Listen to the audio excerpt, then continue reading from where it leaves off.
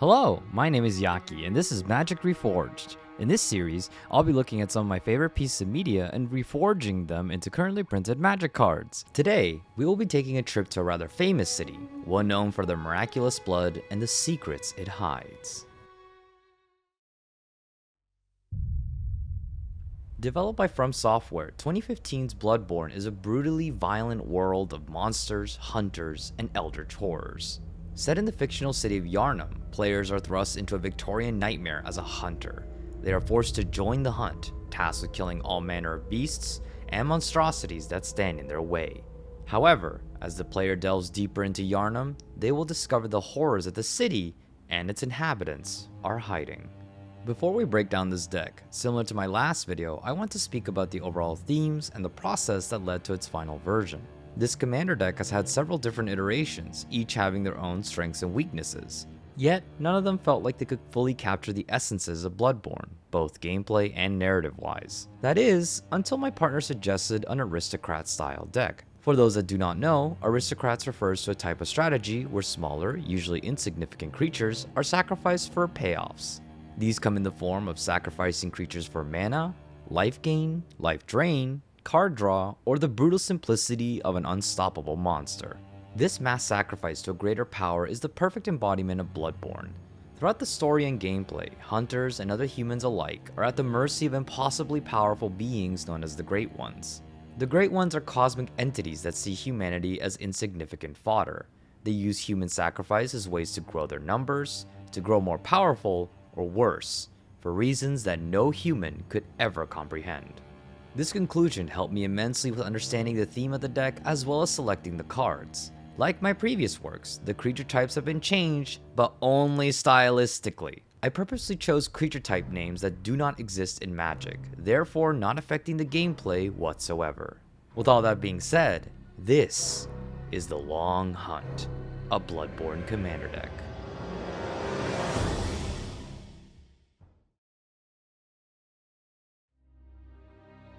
Starting us off are the two commanders of this deck. These are alterations to Trin, Champion of Freedom, and Sylvar, Devourer of the Free. The Doll and the Moon Presence lead the hunters and the horrid creatures they must face. The Doll takes care of the new hunters that arrive at the safe haven known as the Hunter's Dream. Creating tokens due to attacking is the simplest yet best representation of Bloodborne. So long as the hunts continue, there will always be a need for more hunters. Her creature typing being a hunter may seem misplaced at first, but this is in reference to her origins as the creation of the dream's primary caretaker, Gurman. His obsession with his student, Lady Maria, led to him creating the doll in her image. However, as the player finds out, the hunter's dream is a ruse. It was a trap set by the Great One known as the Moon Presence. In its endless desire to hunt other Great Ones, the Moon Presence will use any and all means, such as using the hunters as both fodder and tools. Even though we know that it wishes to hunt its brethren, the Moon Presence represents the constant theme of cosmic horror that underlies Bloodborne. We, as humans, will never be able to understand the reasoning for these entities' ultimate goals.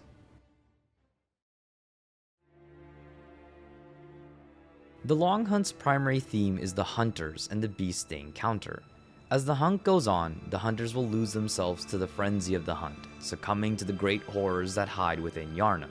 There is a large focus on creatures within this deck, representing the many characters that the player encounters throughout the game. These vary from tentative allies, monstrosities, and the gods that have made Yharnam into what it is today. It all started with an expedition and a miraculous discovery. At the famed Bergenworth College, a breakthrough had been made, the existence of beings beyond comprehension and their so-called gift, the miraculous healing blood that could cure any ailment or injury. There was disagreement within the college, and two schools of thought were born, those that regarded the blood with caution, and those that regarded the blood with reverence. Fear the old blood. This was the adage that Master Willem, head of Bergenworth College, instilled to all his students. However, there was a bright and ambitious student who felt radically different to Willem's philosophy. He would leave the college and go on to establish blood ministration as well as the structure that would house these methods, the Healing Church. He is the first vicar and the reason for Yharnam's exponential rise in power. Leading the church is this alteration to Teysa Karlov. Lawrence, the first vicar, is meant to reward the player for bringing new victims to Yharnam. The tokens having Vigilance and Lifelink represents Lawrence's influence that led to Yarnamites and foreigners alike to imbibe in the miraculous blood. But his mechanics of additional death triggers denote the horrible truth behind the blood. The blood can cure any ailment miraculously, yet it inevitably turns humans into beasts and monsters. Lawrence, in his desire to elevate humanity, opened a doorway to a world that was never meant for humans. This in turn began the Endless Hunts. In order to purge the bestial threat that the church itself created, hunters were trained to cull the monsters. The hunters needed a leader, someone to train them in the way of killing beasts. He was once the greatest of hunters, leading the charge as the first of his kind. Now, he resides in the hunter's dream, trapped in an endless nightmare of his own creation. He joins the hunt as an alteration to Caesar, Legion's emperor. Gurman, the first hunter, leads hunters to their salvation, or so he believes. His sacrifice ability is in reference to that ideal, saving hunters by giving them peace within death. As the caretaker of the hunter's dream, he must train new hunters, provide resources for the hunt, and make sure that the Great Ones are destroyed in service to the Moon Presence. Gurman desperately desires someone to end his tortured existence as he does for others, but the Moon Presence will keep him alive so long as he serves its horrid machinations. As the hunts turned more Yarnamites into blood-drunk beasts, there was another group that desired to elevate humanity. They had different methods, turning Yarnam into a testing ground. They kidnapped many for their horrible experiments. They harvested organs from the dead for grotesque rituals. In their most egregious action, which led to their downfall, they sought an audience with one of the great cosmic beings. They are the School of Mensis. One of its leaders, an insane scholar isolated in a perpetual nightmare of his own creation, still lives. Reveling in his madness is this alteration to Sir Conrad the Grim. Mikolash, host of the nightmare, represents what happens to those that attempt to contact a Great One. The entire card references Mikolash and the School of Mensis' inhumane experiments. The death of creatures, no matter if it's the battlefield, graveyard, or being exiled, are all forced into the nightmare of the school's creation. Milling, a mechanic of forcing players to place their cards directly from their deck and into their graveyards, is commonly tied to the loss of one's mind. The school's actions led to irreparable damage that would affect not only people within the real world, but people within the ethereal plane of the nightmare world, which is why the deaths and loss of one's mind cause damage to every opponent. Mikolash and the School of Mensis is just one of the many dark secrets that lay beneath Yarnam. In the depths of the Healing Church's headquarters, the Grand Cathedral, is the secret to their miraculous blood and their knowledge of the Great Ones. She was left behind by her cosmic brethren for unknown reasons, but unlike her kin, she wishes to coexist with humanity. Yet, this coexistence led to the downfall of Yarnam, a clear sign that humanity was never meant to exist alongside these cosmic beings. Falling from the stars is this alteration to Osier Tak, Deepest Foundation, and Temple of Civilization. Ebrietas, Daughter of the Cosmos, and the Grand Cathedral are meant to represent the Healing Church's secret. Her ability to reward the player with additional tokens is meant to represent her influence over Yarnam. She is the source of the miraculous blood, which affects every citizen in Yarnam and beyond. Her death ability, turning into the famed Grand Cathedral, is meant to be less literal and more metaphorical. She is being hidden away, and when the hunt begins again, Yarnam will need her miraculous blood, hence why she is able to transform after attacking with multiple creatures. Ebrietas represents humanity's foolish attempts to understand and work with an unimaginably powerful being. After Lawrence's death, many vicars came after to make sure that the Healing Church would continue. However, exhausted after so many hunts, the Healing Church fell to ruin. Now all that remains are the writings and effigies to a bygone era.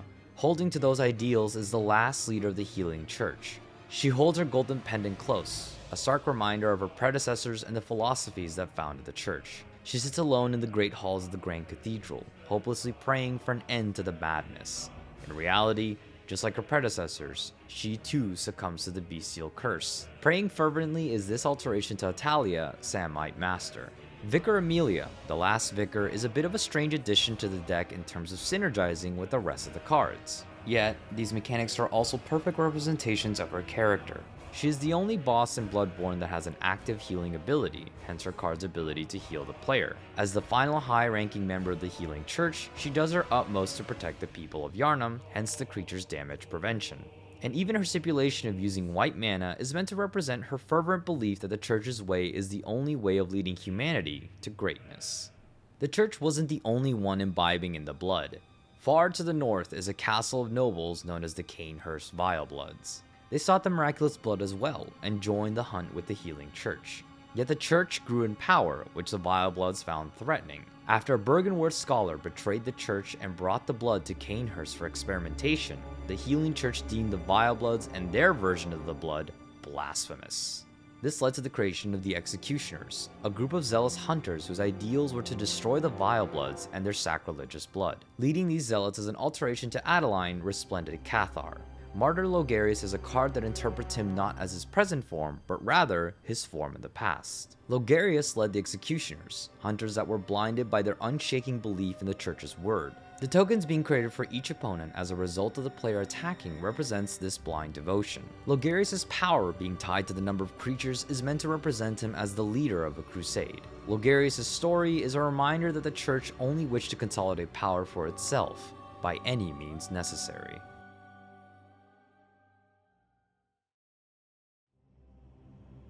Moving away from the larger figureheads of Yharnam, we go to the individuals who represent the results of actions taken by those in power. When a mysterious, incurable disease called Ashen Blood suddenly appeared in the district of Old Yharnam, hunters were sent to deal with the scourge that came after the healing blood turned the population into poisonous beasts. Countless hunters died in this endeavor, and so the healing church deemed the district unsalvageable. They decided that the hunter group, the Powder Kegs, would be the ones to deal with the district. Known for their love of explosions and fire, the Powder Kegs burned the entire district. Yet, the guilt of seeing so many innocent lives purged by the church changed the Powder Kegs. They collectively renounced their ties with the hunts and sealed themselves within Old Yharnam. Now, they protect the beasts of Old Yharnam from hunters who would dare to travel into the abandoned district. One of the most renowned Powder Keg hunters still lives within the city, warning all to stay away. Firing off is this alteration to Jurina, Dauntless General. Jura, Defender of the Lost, represents Jura's guilt and newfound purpose. Exiling a player's graveyard represents Jura's vow, and by extension the Powder Kegs, to seal themselves away from the rest of Yharnam forever. His sacrifice ability is in reference to Jura's sacrifice to save what remains of the people in Old Yharnam. Jura's story is an example of how merciless the church was, even to their own people.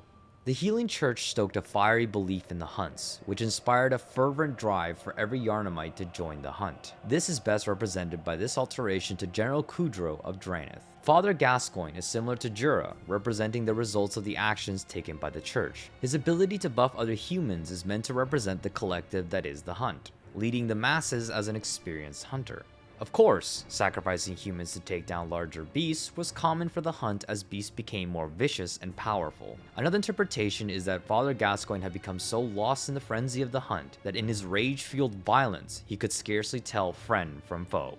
This also connects to his ability to exile cards as humans enter the battlefield. It is a representation of Father Gascoigne's extreme lengths to eliminate any and all traces of the beastly scourge. Father Gascoigne is one of the many victims who lost themselves in the hunt, a tool that the church used and discarded on a whim.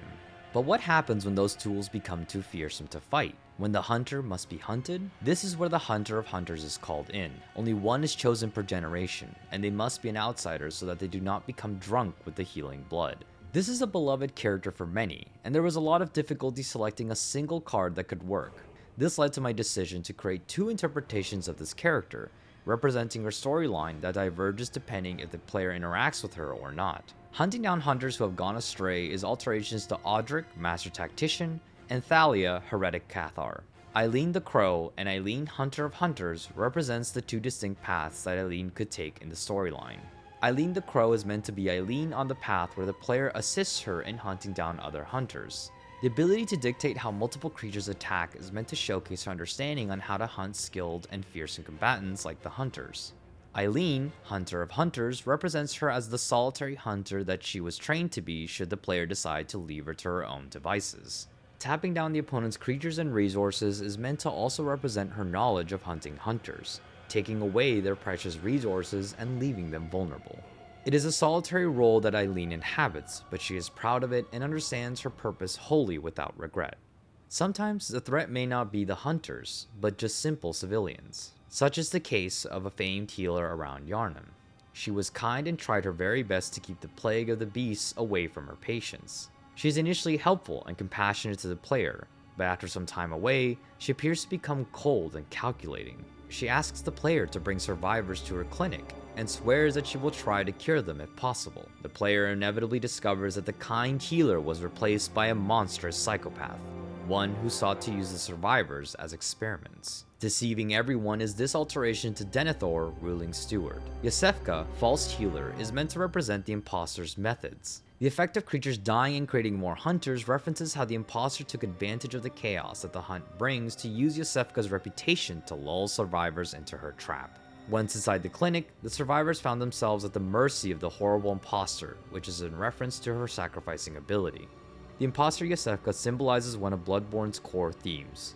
Everyone has a secret to hide. Some secrets, however, have been lost to time. There are vast cavern networks underneath Yharnam that still contain some semblance of humanoids. Some of them have even made it above ground, seeking the blood that they can no longer get.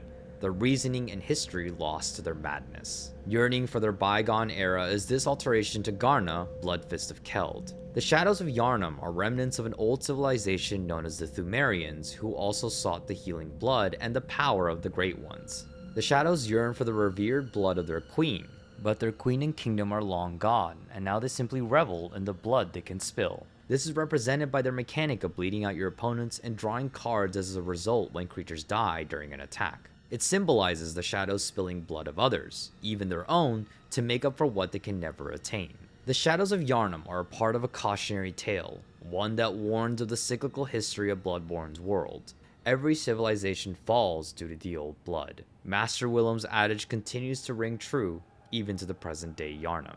Fear the old blood. Wrapping up the creatures of this deck are the varied enemies and side characters that the players meet during the hunt. Every Yharnamite must undergo blood ministration to use the miraculous blood. Helping in this process is this alteration to General's Enforcer. Blood Minister appears to be one of the many caretakers who helped in spreading the Healing Church's blood. This is why he turns all legendary creatures indestructible. They are now imbibing in the miraculous blood. Exiling a card and creating hunters if they were creatures represents his role in turning anyone, even non-Yharnamites like the player, into hunters who drink deeply of the miraculous blood. The regular folk of Yharnam have a devout desire to join the hunts, to do their part to protect their city. Armed with torches and pitchforks is this alteration to Losanar Captain. The huntsmen represent the mobs of untrained Yharnamites that gather to aid in the hunt. Their ability to tap down creatures references how the mob is able to pin down the player when their numbers are too great. As the hunt goes on, more join the mob to cull the beasts, hence the token creation. Even their power and toughness, in addition to the first strike, is representative of how they behave in game. They are weak if the player gets the jump on them, but if there's any hesitation, the huntsmen will overwhelm the player with their swarming numbers and wild attacks. Though they had good intentions, these average people had no chance to withstand the madness of the hunt. There are others like the imposter Yosefka who use the hunt as an opportunity to feed. Feeding his bestial desires is this alteration to Species Specialist. Afflicted Beggar provides a useful item to the player for a price. During the game, if he is invited to the safe haven where the player has been sending survivors to, he may offer a trade. Mysteriously, he seems to restock his supply whenever a survivor goes missing. This trade is represented by the mechanic of drawing cards whenever the selected creature type dies. Careful of his strange demeanor, he is a wolf in sheep's clothing. Not even the wildlife is safe from the affliction that the hunt brings. Stuffing their gullets is this alteration to Mirkwood bats. Carrion crows are similar to the huntsmen. They are harmless, but leave them be and they can become a menace. And of course, as the hunt grows longer, they'll continue to gorge on the many corpses left behind. Once the birds have pecked the corpses clean, do not think they are harmless cadavers. Hiding within whatever they can find is this parasitic alteration to Mayhem Devil. Hateful maggots hide from the player however they can, ready to burst out and kill the player if they are not careful. This is showcased by their mechanic of dealing damage whenever a permanent is sacrificed. Be careful of the carcasses you come across, they may hold horrors burrowed underneath. Within the underground, as well as hiding in the unseen village of Yahar Ghul, are these Thumerian witches. Calling upon the dead is this alteration to Zathrid Necromancer. Beckoning Necromancer uses her wicked bell to summon an endless horde of enemies to assail the player. Even in death, she will have the last laugh. Secluded in the Forbidden Forest is the famed Bergenworth College. but its days of groundbreaking research are far gone, and now only those who have lined themselves with eyes remain. Ravenous for more eyes is this alteration to Flesh Taker. Garden of Eyes were once students of Bergenworth who followed Master Willem's vision of ascending humanity. Their ability to sacrifice creatures, scrying and gaining life in the process, refers to Master Willem's ideal of adding more eyes to one's being. Even in their monstrous forms, the students continued to hunt for eyes, never forgetting Master Willem's philosophy. Seeking knowledge of the Great Ones are the madmen that plague the streets. Hiding as harmless beggars is this alteration to grim Haruspecs. Brainsuckers are humans that have lost themselves to the eldritch knowledge held by the Great Ones. The morph ability references how they initially look harmless in the game. However, once their eldritch tendril extends from their body, they quickly become horrible monsters that feed off the minds of others. This is showcased by creatures dying and drawing cards because of it. Drawing cards is symbolic of gaining knowledge, one that may drive a mind mad. Far from Yharnam lies the forsaken Castle Cainhurst, home of the Vile Bloods. Within its walls, only bloody remnants are left of this once noble house. Bleeding others dry are these alterations to Blood Artist and Cruel Celebrant. Cain's Servant and Blood Licker share the same thematic purposes. Both creatures drain life, which represent the Vile Bloods' interpretation of using the miraculous blood they stole from the church. These monstrosities are all that remain in these once hallowed halls. The fall of Cainhurst would not have been possible without this alteration to Riders of the Mark. The executioners are meant to be tied thematically as less like hunters and more of a blind crusade. This is represented by their trample, haste, and ability to create more hunters, as well as be discounted by the number of creatures one controls. The executioners were a tool used by the healing church to get rid of threats outside of Yharnam. Ironically, the church would end up falling to threats within itself, forgetting to heed the old adage, fear the old blood.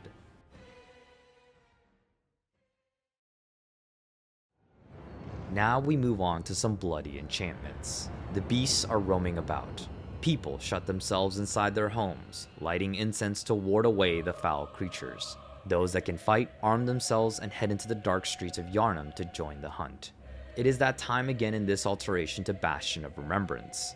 Night of the Hunt showcases the nature of the hunt. The hunters and beasts alike must perish for Yharnam and its people to survive, hence the life drain effect. The hunt will take the lives of many, but all in the guise of a greater good. Sometimes a hunt is not quick, but slow and arduous. This forces the hunters to either stay true to their own instincts or succumb to the bloodlust lying inside of them. Making this difficult decision is this alteration to Outpost Siege. The long hunt represents the choice that many hunters must make. The hunter choice is thinking within the long term, seeking other answers to aid in ending the hunt. The beast choice is succumbing to the bloodlust within a hunter, using a simple but brutal answer, damaging everything around them. Choose wisely as the hunt continues. It is also common for hunters to imbibe too heavily on the healing blood and become drunk with it. Turning into frenzied beasts is this alteration to shared animosity. Blood frenzy refers to those who have lost themselves to the hunt. They're no longer hunting, but a deep hunger for violence arises, hence the ties to boosting attack. Their shared bestial mentality serves as a warning to all hunters not to rely so heavily on the miraculous blood. Like most civilizations, fire has both a symbolic and utilitarian use in Yharnam. Fire is symbolic of purging the bestial plague from Yharnam, and is an incredibly effective tool against beasts. This symbol comes as an alteration to Anointed Procession. Pyre of Madness represents Yharnamites' devout use and belief in fire. The token multiplying is meant to represent the emboldening nature that fire brings to the hunters. It also represents the spreading madness of the hunt, bringing more innocence into the fold. The people of Yharnam discovered how effective fire can be to combat the beastly scourge when old Yharnam fell. Reminding Yharnamites of this harrowing event is this alteration to the Meat Hook Massacre. Purging of old Yharnam showcases the vast losses and inhumane killings that took place in old Yharnam. This is represented by the board wipe inherent in the card. The reason for its lingering effect is that old Yharnam became a lesson to the hunters. The rest of Yharnam was able to survive thanks to the sealing of old Yharnam, which ties to life gain. The hunters also realized that fire had a massive effect on the beasts, which ties to an opponent's life loss. Even though old Yharnam burned, there are always those who seek to gain from horrible tragedies. It is in these chaotic times that hunters must rely on other hunters from different worlds. Bridging this gap between worlds is this alteration to Molten Echoes. Hunter's Beckoning refers to a player's use of the Beckoning Bell. This allows a hunter to call in hunters from other worlds for a temporary time to aid against a powerful foe. This is represented by their brief cloning effect. The hunter arrives and leaves just as quickly. It is a comforting notion that even beyond one's world, there are others willing to help quell the bloodshed of Yharnam. Sometimes a hunter finds aid in covenants. These are established factions which one can pledge their fealty to for aid in the hunt or simply for their philosophy. Representing these covenants are these alterations to Phyrexian Arena, Cathar's Crusade, and Black Market Connections. Oath of the Vilebloods, Oath of the League, and Oath of the Lumenwood Kin each bring their own benefits to the hunt. Oath of the Vilebloods is simple yet effective. Card draw at the loss of life is representative of the Vilebloods' ideals of using one's own blood as a resource, no matter the cost. Oath of the League represents the League's philosophy of cooperation. The sense of trust is represented by growing one's creatures stronger the more that arrive onto the battlefield. Oath of the Lumenwood Kin is a bit trickier. Being devoted to the kin, or celestial creatures, is one of sacrifice to becoming a greater being. Similar to the Vilebloods, the kin see the sacrifice of one's mind as payment for greater rewards. This has led to the death of many, but a select few could become beings of unfathomable power. Wrapping up the covenants is seeking aid from those who work for these covenants. Representing these hunters is this alteration to Outlaw's Merriment. Covenants of the Hunt create tokens of some of the other covenants, such as the Warrior representing the Beast's Embrace. The random selection every time a token is created is meant to showcase the chaos of the hunts. When it comes to help in these dreary times, rarely is there the luxury of choice. However, Yharnam will remain forever trapped in these cycles of hunts until its inevitable end. This vicious cycle comes as an alteration to Descendants' Fury. Legacy of the Hunt is the inevitable end of Yharnam and the legacy that will be left behind. Everyone lives and dies due to the hunts, and more will come to replace those that have fallen. But as the cycles continue, eventually there will be nothing left but the corpses that were once the thriving citizens of Yharnam. A tale that ends just as those who came before Yharnam. A legacy to remind those not to revere the blood, that there is no place for humanity with the Great Ones. No matter when or where, it will be the undoing of all humans.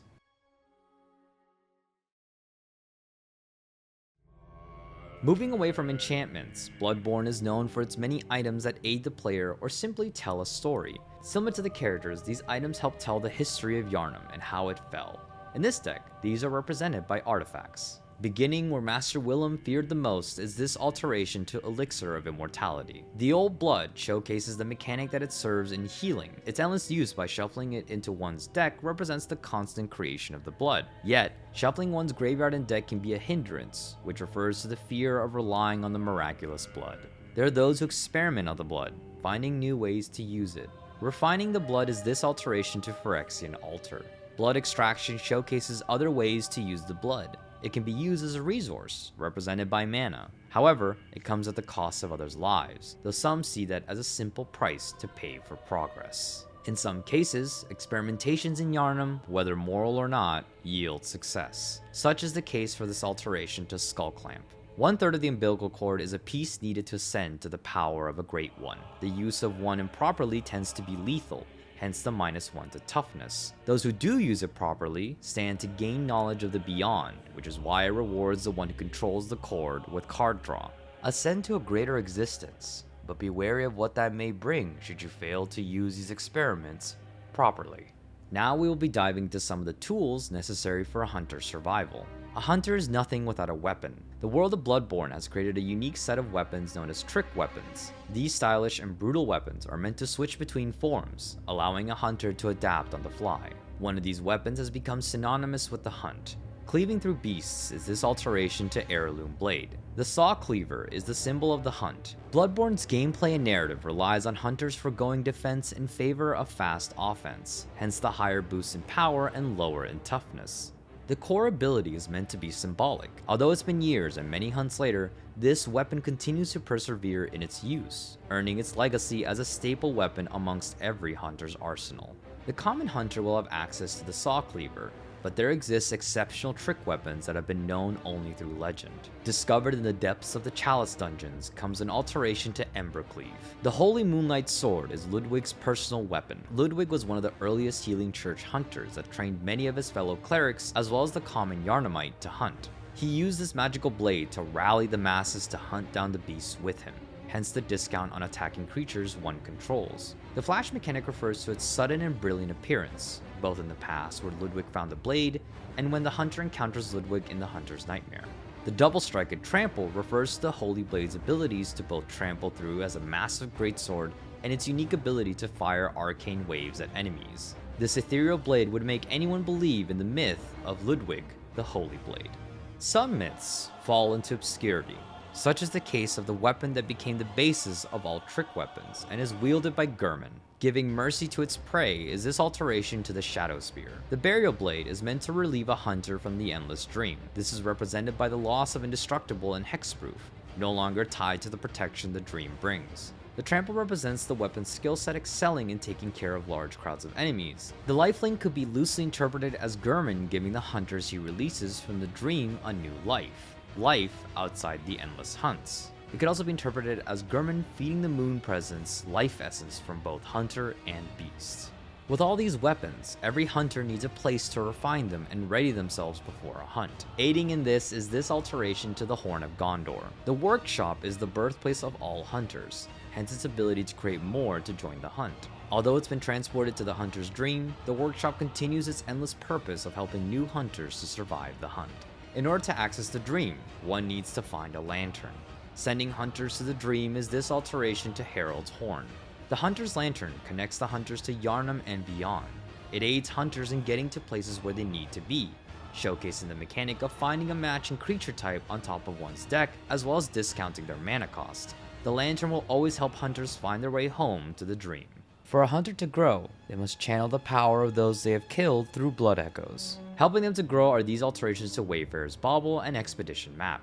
Cold Blood and the Ritual Chalice are both items that grant a hunter access to more resources, hence their ties to Land Ramp.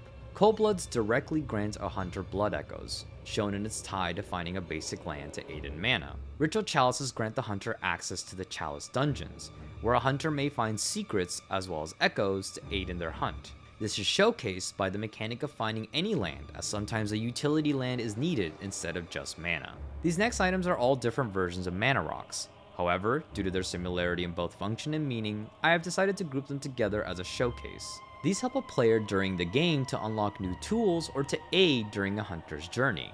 Therefore, they were all perfect for the purpose of mana ramp. They all fulfill the basic needs of building a foundation for the hunter to excel as best as they can in a hunt.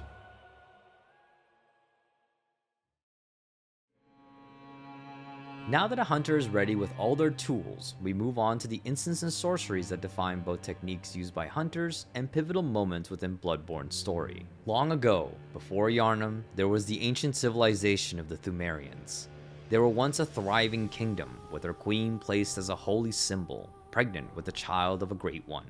However, their civilization fell to ruin. There is no concrete result as to the exact nature of how or what happened, only that it could have been caused by the obsession with the Great Ones and their miraculous blood. This cautionary tale comes as an alteration to Ruinous Ultimatum. Fall of the Thumerians is a warning to those who will not heed the destruction of this once great civilization. As a one-sided board wipe, it is meant to represent the foundations that the Thumerians left behind for the Yharnamites to discover.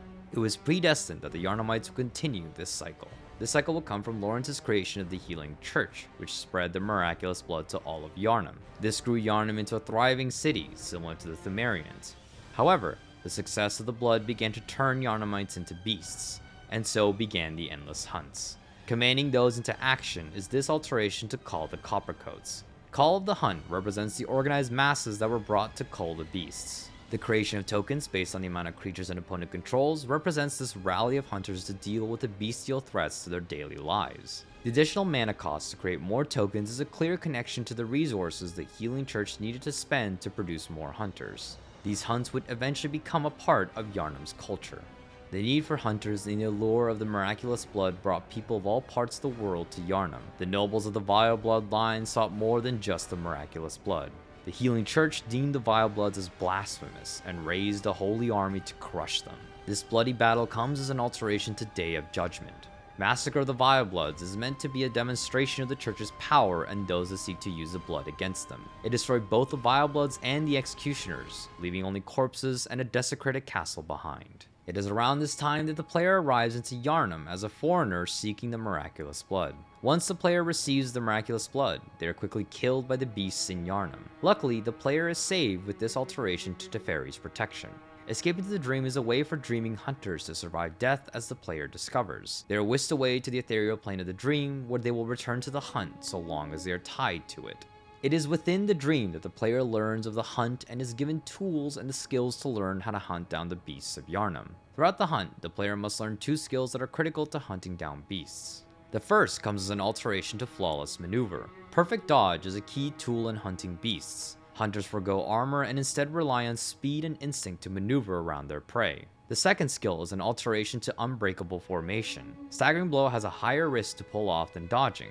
However, if done correctly, not only will it leave a window where the enemy cannot move, but they're also vulnerable to a powerful visceral attack. The vulnerable window is showcased in the normal ability to give creatures indestructible. The addition of the visceral attack comes when the card is cast during one's main phase, buffing creatures to strike with a powerful blow into one's opponents and leaving them ready for defense with vigilance. These skills are crucial to the player as they partake in the hunt. As the player dives deeper into the hunt, they realize that in order to see the unseen horrors, they must gain the valuable resource known as insight. Gaining insight are these alterations to plumb the forbidden and diabolic intent. Knowledge of the Great Ones and Madman's Revelation represent how one can hunt down creatures and loot the bodies of madmen whose cadavers now serve the purpose of giving the player insight. Both are meant to showcase the death of one person's mind in order for another to gain their wisdom, hence the sacrificial cost in both cards. Some minds cannot handle the Eldritch Truth and give less insight, but there are those who are brilliant, their minds exploding forth with knowledge of the beyond.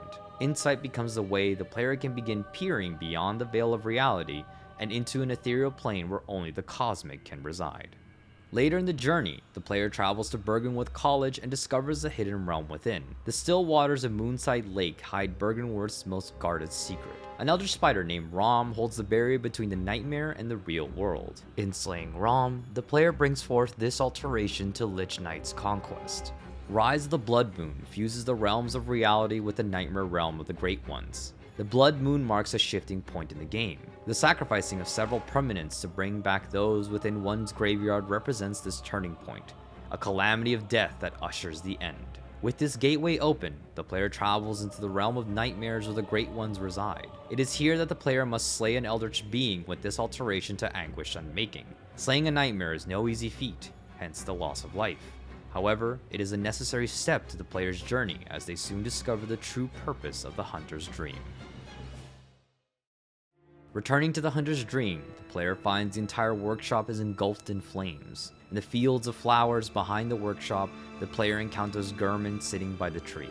There's only a final choice left, which leads the player to the 3 different endings of Bloodborne, each represented by a card. The first ending comes in this alteration to Deadly Rollick. Awakened from the dream is what Gurman desires of all his hunters. By severing one from the dream, their work is done and now they can live without the torment of the endless cycle of the hunt. This is showcased by exiling a creature, never to return to the hunt again. The second ending comes in this alteration to Visions of Glory. The Hunt Begins Again is the ending the player chooses where they slay Gurman and are forced to take his place by the Moon Presence. As the new caretaker of the hunter's dream, the player must aid new hunters as they are now trapped in the dream, forced to relive the hunts for all eternity. This is referred to by the ability of Flashback on the card, creating more hunters again, feeding into the endless hunts for the Moon Presence. The third ending comes in this alteration to Akroma's Will. Birth of a New God is the ending the player chooses where they slay Gurman but manage to repel the Moon Presence by consuming the 3 umbilical cords within the game. In destroying the Moon Presence, the player is turned into an infant Great One, finally reaching the goal that Master Willem and Lawrence always sought after. This grand finale is showcased by the myriad of abilities given to all your creatures. The player is now a Great One, a creature with unfathomable power that will give rise to a new era.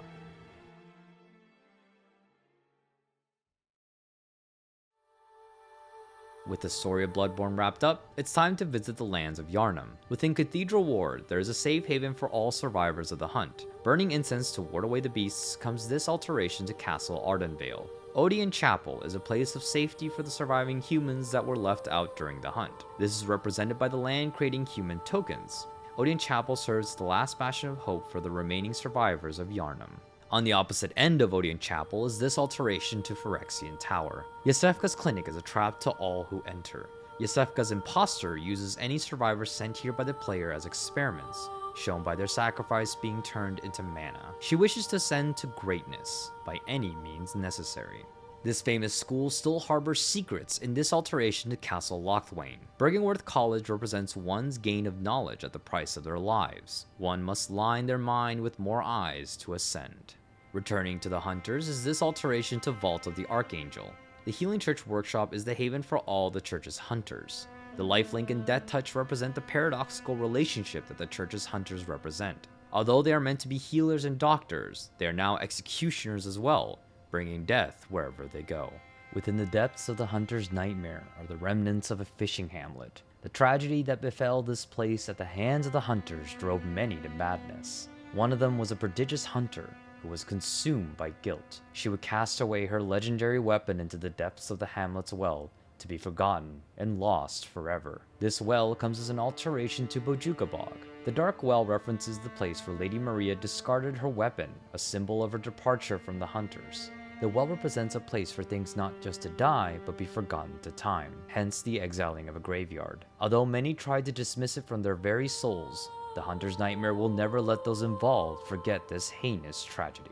The rest of the lands are all mana lands, each representing different parts of Yharnam and beyond. I cannot go into detail, just due to the length of the video and similarity of the lands. Each land I selected was made with conscious decisions. They do make this deck's mana base significantly stronger than the last deck I created, but it is still in the service of creating a thematic deck over just a functional one. Hopefully, some of the more dedicated may see why I chose certain lands and the connection to their in-game counterparts. We are nearing the end, dear viewer, but luckily for you, there are some bonus cards included in this deck. These are some extra cards I created after deciding the entire deck and felt that it would be good additions for thematic's sake or to replace some of the less synergistic cards in the deck. Leading the League is this alteration to Commander Mustard. Valter, Master of the League, wishes for cooperation amongst fellow League members. His ability to buff other hunters and give them the ability to deal direct damage to the opponent represents his desire for cooperation to hunt down the vermin around Yharnam.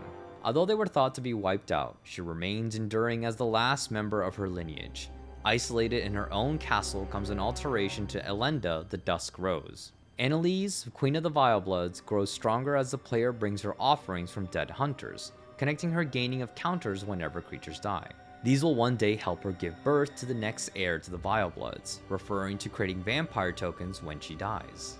The Vilebloods do have one final hunter that serves their purposes. Hunting down other hunters for their blood is this alteration to Lucia, Sanguine Tribune. The Bloody Crow of Canehurst is a vicious fighter and one of the toughest hunter fights a player may face. Their discount and use of life is the constant theme of the Vileblood's use of blood as a resource. His first strike showcases how he fights in the game. His lifelink is a connection to the Vileblood's hunt as well as his limited healing. Hiding in the Nightmare Realm is this alteration of Drivnod, Carnage Dominus. The Amygdala are vast in their numbers, but even a single one can completely change the fabric of reality. They are possibly responsible for most of the cosmic events in the game and are seen crawling everywhere in Yharnam. This is why their mechanic is adding more death triggers, a reward for one's sacrifice to the Great Ones. Their indestructibility is also tied to the sacrifice of humanity and their minds, such as the attempted communication that destroyed the School of Mensis. He was once a romantic ideal, an example for all members of the Healing Church. Now, he is a wretched monster that no longer remembers his glory days. Even through the madness, he may still become the figure of myth. Wailing in Pain is this alteration to Commissar Severina Rain. Ludwig the Accursed is in reference to his glory days as a leader to the Healing Church's hunters. This is why his main mechanic is life loss when creatures attack with him, emboldening themselves with the myth of Ludwig the Holy Blade. The sacrifice mechanic refers to the dozens of church hunters that joined and died in his name, but could also be seen as those that would martyr themselves in the name of the legend of Ludwig the Holy Blade.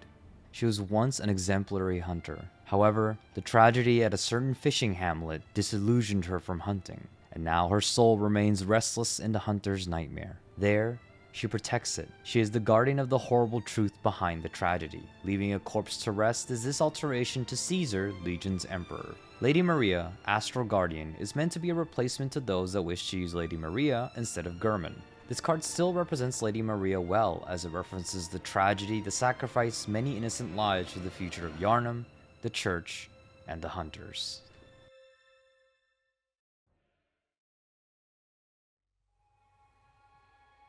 Finally, the hunt has come to an end, and so has this deck. Similar to the Over the Garden Wall deck, I've also included several basic lands that take the illustrations found in the Bloodborne official artworks book. Whilst the lands were difficult to choose, I managed to find some illustrations that not only fit the overall mood of Bloodborne, but also in terms of the overall color scheme. This way, the lands would still show the primary color of the basic lands so as not to blend in, while still being a part of Bloodborne's world. Once again, a huge, massive, eldritch thanks to the wonderful artists that contributed beautiful works of art for this grotesque and gorgeous world. I hope you all enjoyed this video. This was a much longer project, so I thank you for joining me on this experimental journey. I didn't intend for the video to be as long as it was, but I wanted to try my hand at a longer and more narrative heavy video. Most importantly, this video, deck, and series as a whole would not have been possible without my loving boyfriend Doggo. This series was inspired by him, encouraging me to look at the art we love in different and enriching perspectives. This project is dedicated to him, as Bloodborne is one of his favorite games of all time and was one of our first conversations. Love you, Doggo. Cheers to us on this late but bloody Valentine's gift. I hope you enjoyed this brutal journey through the bloodied streets of Yharnam. As usual, the deck and its tokens will be available on my Ko-fi page for free! It was a real treat making this, and I hope that the city of Yharnam appears in your next Magic the Gathering game. That's all, folks. Bye bye!